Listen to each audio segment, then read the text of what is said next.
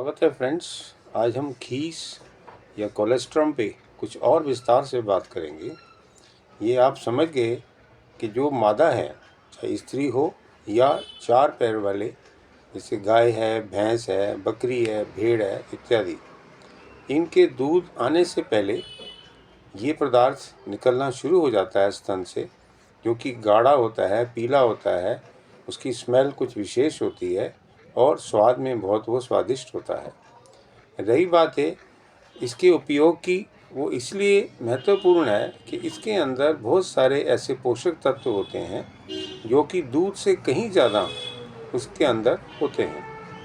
आप समझिए कि ये पौष्टिकता उन विशेष प्रोटीन्स के कारण होती है जो कि शरीर के अंदर विकास भी करती है, शरीर के अंदर ऐसी इम्यूनिटी या प्रतिरक्षा को उत्पन्न करती है ताकि विभिन्न प्रकार के रोगों से बचा जाए। आप देखिए, इसमें सबसे पहले कंपोजिशन की बात करेंगे तो हम इसमें पाएंगे लैक्टोफेरिन। ये एक विशेष प्रकार का प्रोटीन है जो कि इम्यूनिटी बढ़ाने में सहायक है। ये इम्यूनिटी इसलिए बढ़ती है ताकि जो विभिन्न प्रकार के बैक्टीरियल या वायरस रोग हैं उसके प्रभाव को कम करे और उन रोगों से लड़ने की हमारे शरीर में शक्ति प्रदान करे।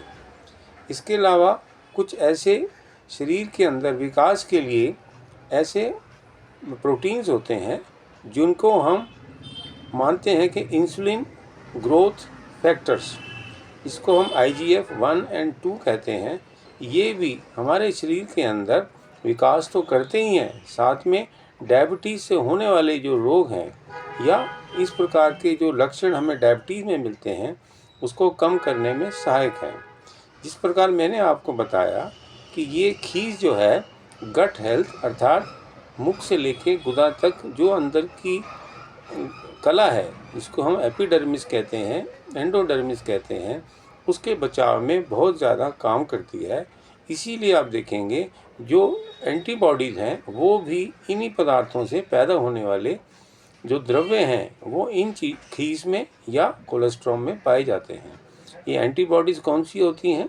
जैसे IgA, IgE और IgM। तो ये चीज़ें ऐसी हैं जो शरीर के अंदर एंटीबॉडीज़ पैदा करती हैं और जिस प्रकार मैंने और अभी कहा कि बहुत सारे रोगों को बचाने में बहुत मदद करती हैं, चाहे बैक्टीरियल हो, वायरस हो या फंगल हो। इन सब रोगों से हमारी प्रतिरक्षा उत्पन्न करती हैं। आपने अक्सर देखा होगा बच्चों को जो बचपन में डायरिया होता है, ऐसा डायरिया रुकता है और आइंदा उसके अंदर इस प्रकार की शक्ति आ जाती है कि दोबारा से उनको डायरिया नहीं होता। अक्सर आप देखेंगे छोटे बच्चों को जुकाम, नज़ला, खांसी या निमोनिया, साथ में हम क्या करते हैं, उनको डायरिया भी देखते हैं।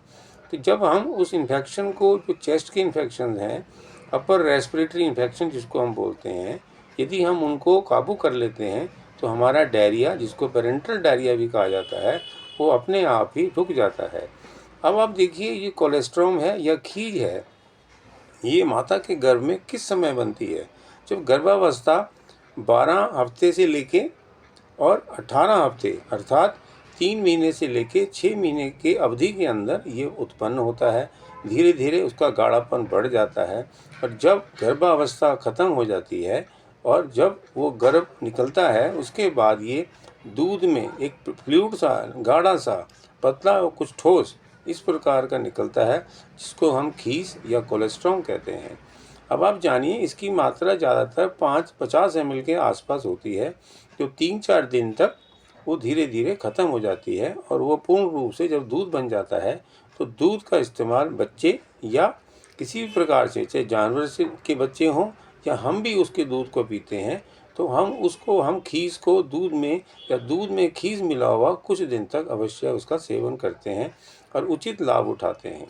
अब आप देखिए, आजकल खीस से जो खासकर जानवरों से लिया जाता है, जैसे गाय या भैंस है, उसकी पुडिंग्स यानी कि एक प्रकार से हलवा जैसे कहते हैं, वो बनाया जाता है। उसके अंदर कुछ लोग चावल डालते हैं, कुछ लोग पानी गर्म करके उसे डालते हैं, कुछ लोग उसके अंदर इलायची भी डालते हैं, जिनकी उपलब्धता है वो केसर भी डाल सकते हैं, उसका स्वादिष्ट बनाते हैं। इस प्रकार से आप जानें, खीस जो है ऐसा एक सप्लीमेंट है जो कि हमारे शरीर के अंदर आने वाले समय में बहुत सारे रोगों से हमारी रक्षा करता है।